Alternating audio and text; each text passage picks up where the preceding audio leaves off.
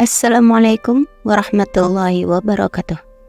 Allahumma salli ala Sayyidina Muhammad wa ala ali Sayyidina Muhammad.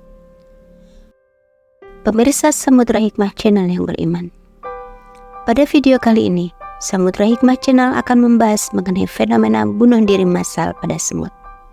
Benarkah itu terjadi? Apa pula yang menyebabkan mereka melakukannya?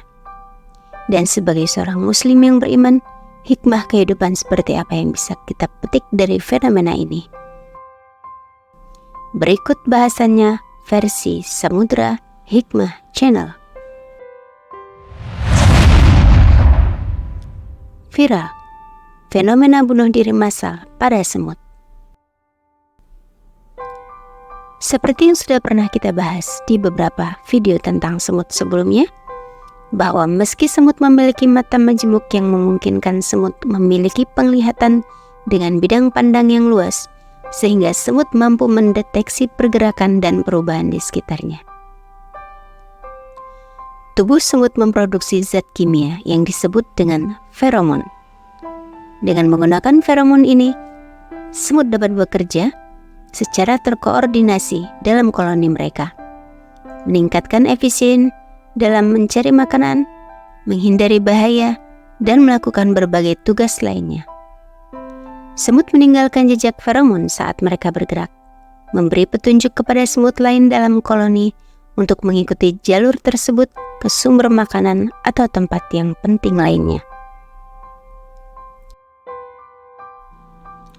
Feromon ini menarik semut lain untuk mengikuti mereka, memungkinkan ribuan semut mengikuti pemimpin mereka saat mencari makanan dan kembali ke koloni. Namun, meskipun sinergi ini kuat, sistem tersebut tidak selalu berhasil. Jika pemimpin semut menghadapi rintangan, ia harus berbalik atau mencari rute lain yang terkadang membingungkan semut lain dalam barisan. Hal ini menjadi penyebab mereka terpisah dari koloni tanpa disadari. Ketika terpisah dari koloni, semut memiliki aturan sederhana: mengikuti semut di depannya. Karena mereka saling mengikuti satu sama lain, membentuk lingkaran yang menyerupai black hole. Semakin lama, semut terpisah. Lingkaran semakin besar karena semakin banyak semut yang bergabung. Mereka berjalan berputar membentuk lingkaran yang semakin lama semakin besar, dan akhirnya sebagian mereka mati karena dehidrasi dan kelelahan. Fenomena ini dikenal dengan nama lingkaran kematian semut atau N-MIL.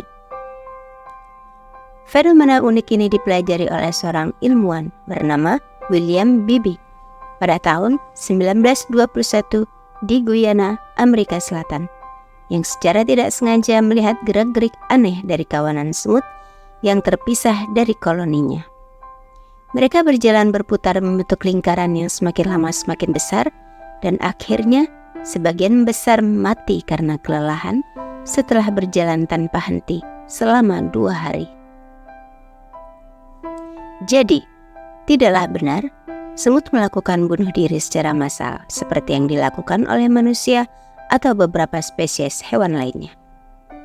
Fenomena yang mungkin tampak seperti bunuh diri massal pada semut biasanya terjadi karena semut-semut ini terperangkap dalam pola perilaku kolektif koloninya yang menyebabkan kematian, bukan keputusan sadar dari semut untuk mengakhiri hidup. Biasanya, semut tidak bisa keluar dari lingkaran kematian, kecuali terjadi pengaruh eksternal seperti hujan atau angin yang bisa memutus lingkaran. Namun, umumnya mereka tidak mampu keluar dari lingkaran sendirian. Alam memiliki cara misterius untuk mengatur hal-hal ini, termasuk cara hewan beradaptasi dengan lingkungan mereka.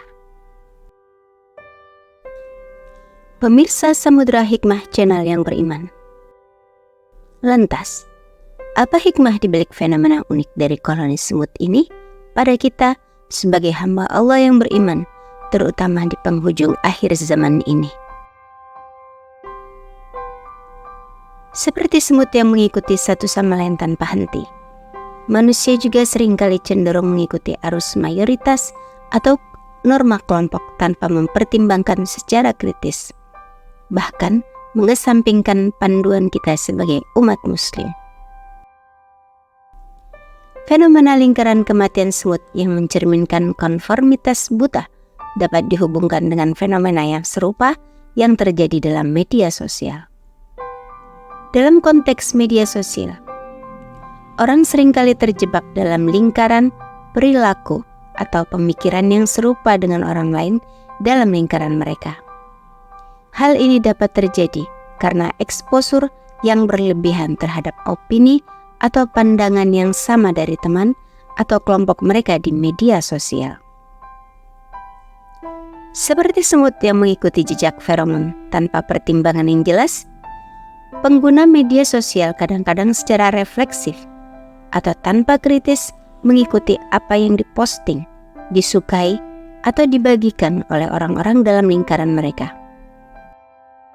Hal ini bisa memunculkan kepatuhan buta terhadap tren, opini, atau informasi tertentu, tanpa mempertimbangkan batasan-batasan norma, bahkan agama sekalipun. Sebagai contoh, yaitu maraknya beberapa konten kreator yang memanfaatkan media sebagai salah satu ajang untuk prank. Konten tersebut amatlah disayangkan, karena sama sekali tidak memiliki pesan moral bagi para pengguna media sosial. Justru dengan adegan itulah, para korban akan merasa panik dan malu, bahkan sampai ada yang berujung dengan kematian.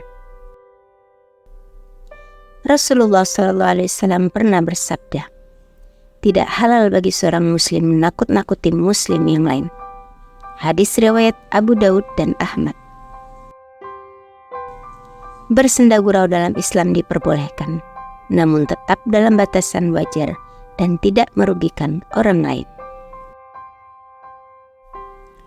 Islam menekankan pentingnya memperhatikan moralitas dan etika dalam segala hal, termasuk dalam mengkonsumsi dan berinteraksi dengan konten yang tersebar luas di media sosial atau menjadi viral.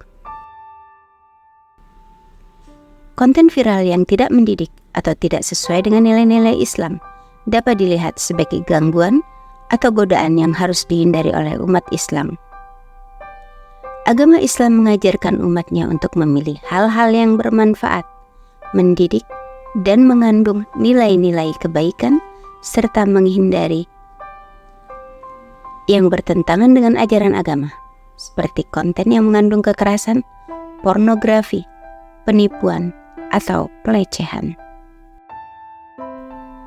Selain itu, Islam mengajarkan umatnya untuk berhati-hati dalam bereaksi terhadap konten yang viral, mengingat pentingnya menjaga kesabaran, menghindari bertindak impulsif, dan memeriksa kebenaran informasi sebelum bereaksi atau menyebarkannya lebih lanjut. Dengan demikian, sikap Islam terhadap konten viral yang tidak mendidik adalah untuk menjauhkan diri kita dari konten tersebut, memilih yang bermanfaat dan berperilaku secara bertanggung jawab dalam berinteraksi dengan media sosial dan internet. Firman Allah Subhanahu wa Ta'ala dalam surat Al-A'raf ayat 199 yang artinya, "Jadilah engkau Muhammad pemaaf, dan suruhlah orang-orang mengerjakan yang ma'ruf, serta berpalinglah dari orang-orang yang bodoh." Maha benar Allah dengan segala firman-Nya. Wallahu a'lam bishawab. Wassalamualaikum warahmatullahi wabarakatuh.